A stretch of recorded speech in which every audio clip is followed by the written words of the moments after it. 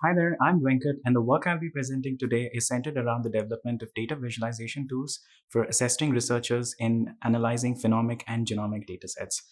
So, the work that was developed here at the Human Computer Interaction Lab at the University of Saskatchewan, and the research is funded by P2IRC, the Plant Phenotyping and Imaging Research Center at USask.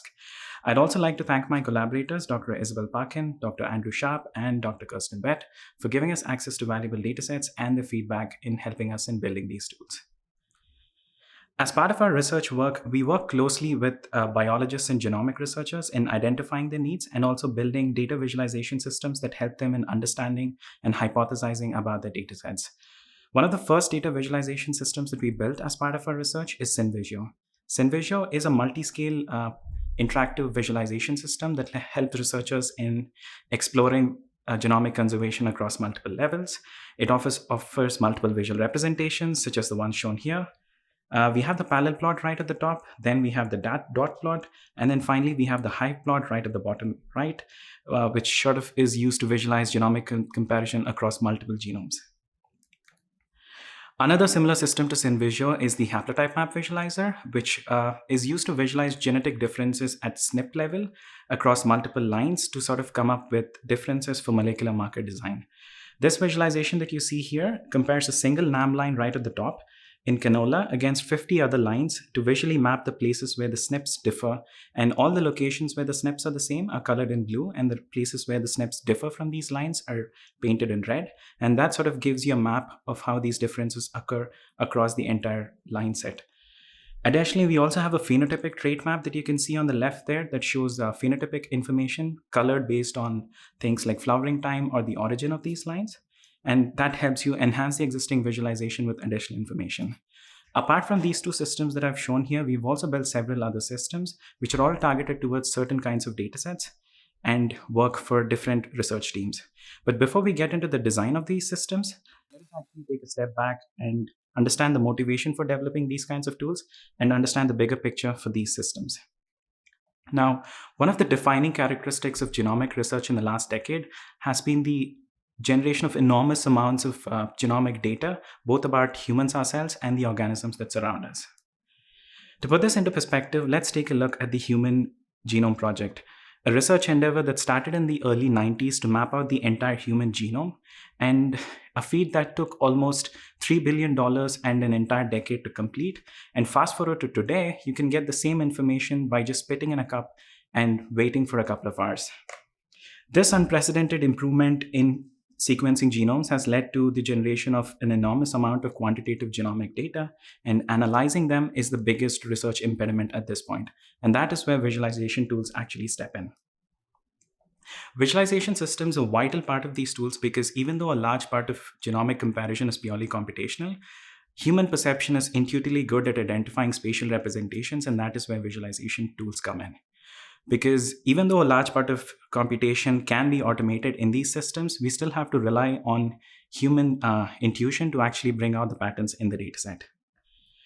To prove this, let's take a look at Anscombe's quartet, a really good example that shows 4 different datasets, which is statistically identical because they have the same mean, variance, and correlation. And yet, once you visualize them, it becomes pretty obvious that each and every one of them is different and tells a completely different story. Or let's take another example that is much closer to home and look into our own DNA. If we were to compare this DNA from a chimpanzee and then map it with the DNA from a human genome, and we connect all the similar regions together, we can immediately tell that both of our DNAs are nearly identical, and that at some point in our evolutionary history, these two regions in that genome sort of fuse together into one, and that is pretty obviously visible once you look at the visualization. And while this is just one example, biologists are increasingly relying on visualization tools to both hypothesize and understand the datasets they work with. However, one of the biggest impediments to visualization systems that exist today is that they're often completely non-interactive and do not offer support for a wide variety of research tasks, and that makes it really hard to use them. Apart from this, they also exist purely as chart generation systems and do not help researchers in understanding the rich characterization of their datasets.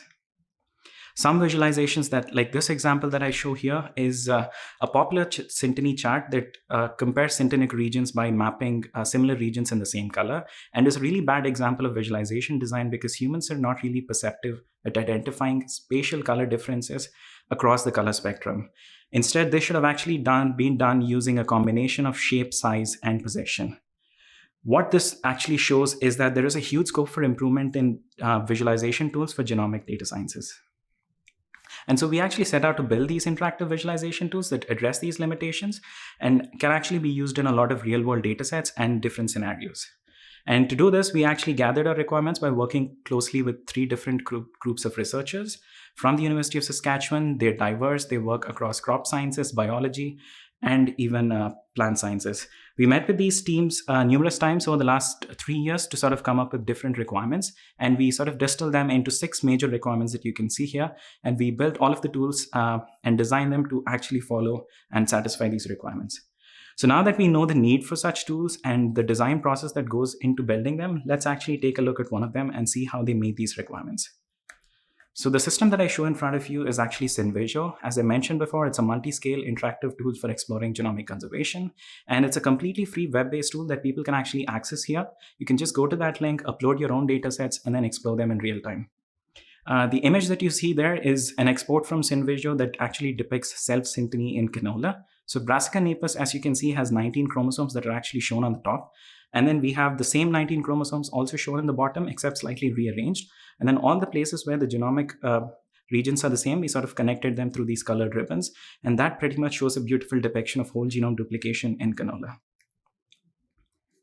Now, the first major requirement in SynVisio is centered around the ability to have multiple visual perspectives of the dataset. And in SynVisio, we address this through 2 basic forms of visualization. The first is a parallel plot that you can see on the top.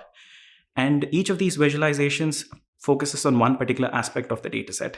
So the first parallel plot, where the genomes are stacked horizontally and then separated into chromosomes. And then we have the duplicated regions between these 2 regions connected through linked ribbons, such that the size of these ribbons actually refers to the amount of genes in that region, and the color of these ribbons corresponds to the original source chromosome that they're mapped to. Then we have a corresponding dot plot in the bottom left corner, where the duplicated regions are represented by dots on a 2-dimensional matrix. Finally, we also have an extra scatter plot in the bottom right corner that visualizes additional information if needed about the duplication regions, such as the extent of similarity and the count of genes in each region. Another requirement in SynVisio is based on the ability to refine these visualizations dynamically through user interactions. So this is achieved in SynVisio by letting users select and deselect chromosomes that they want to compare.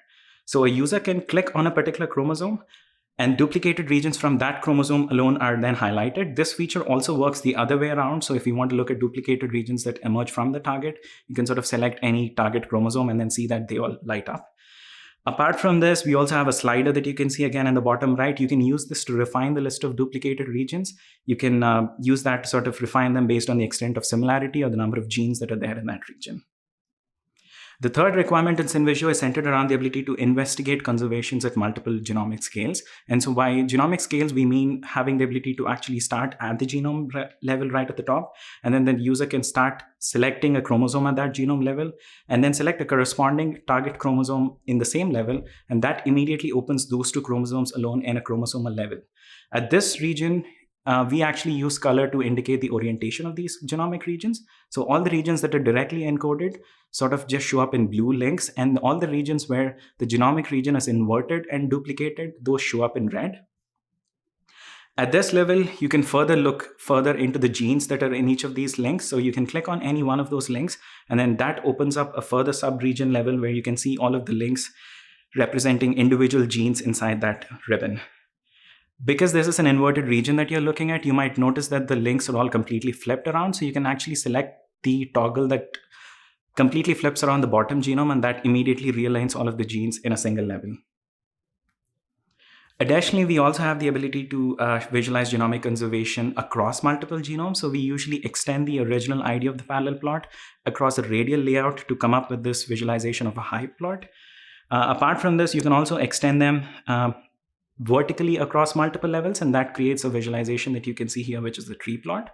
Here we have the lentil genome on the top, and then we have barrel medic, which is a closely related genome, and then finally we have the chickpea at the bottom. And then all of the ribbons connecting them are basically conserved regions that span across them. Apart from this, we've also extended SynVisio to go beyond 2 dimensions. So we've done a 3D dot plot showing Synteny in canola. So here we have basically 7 chromosomes picked from the canola genome and then placed across the X, Y, and Z axis. And you can sort of see that that creates a 3-dimensional representation of the same dot plot in that visualization. Finally, we also let users enhance these visualizations that they create in SynVisio through additional tracks. So these can show information such as gene density or even SNP profiles. And you can have them as line charts, you can have them as histograms, or even heat maps. And we also have support for a diverse amount of track colors and color palettes, so you can use that to come up with special patterns in your datasets. Apart from this, we've also extended SynVisio beyond a basic one-way representation into a multi-way Synteny. So in this example that you see here, we actually have 4 genomes on an n cross n matrix, and all of them represent Synteny between 2 genomes, one at a time. And that helps you give a view of the entire visualization system as a whole across all the 4 genomes. Apart from this, we've also extended it for ancestral reconstructions and hybrid genomes. So in this visualization that you see here, we have an ancestral genome that's been reconstructed for canola in the center. And then we have Rapa on the top and Olorica in the bottom. And each of these are connected with these linked regions towards the common ancestor. And that sort of helps you trace conservation across the ancestor to these nearest neighbors. Apart from this, we've also built another system which we call the Haplotype Map. This was sort of a web-based system that was used to visualize, again, SNP genotype differences for molecular marker design. For this, we actually used datasets that were given by Dr. Kirsten Bett and Isabel Parkin from USask.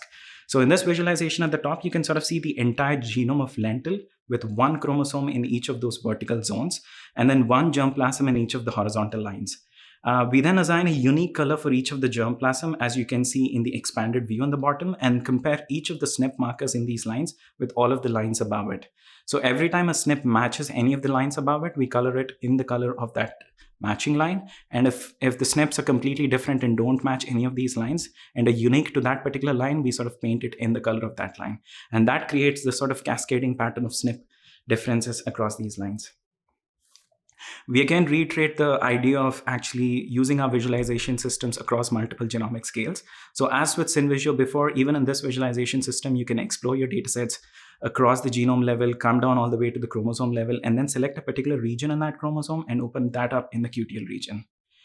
Additionally, we enhance the visualizations through information like gene density tracks there, or if you can see, we even have these copy number variations there, which you can see as these red and white dots. The red are indications of insertions and the whites are deletions. And then we finally have these small blue arrows at the bottom, which actually represent genes. And you can sort of click on them to understand what those genes are and what the function of that gene is. And that is essentially, it helps you isolate regions of interest in your visualization. Now, one of the problems with our visualization system that you see here is that it's limited by the number of colors that you use. So to bypass that, we actually built an extension to the system, which is the one that you see here. So here we have 50 lines in canola. All the 50 lines are NAM lines, and they're mapped against one reference line at the top.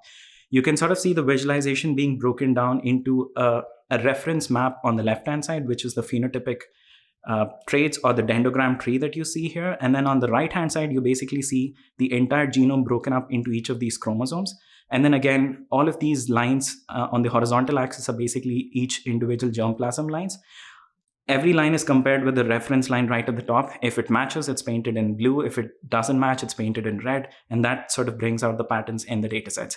Additionally, you can also order these lines manually, or you can order them based on the dendrogram tree that you see on the left. And that sort of helps you place lines that are closer to each other on the same cluster. Again, this system is also completely free to use and online, so you should be happy to just use that link and you can actually explore the system directly.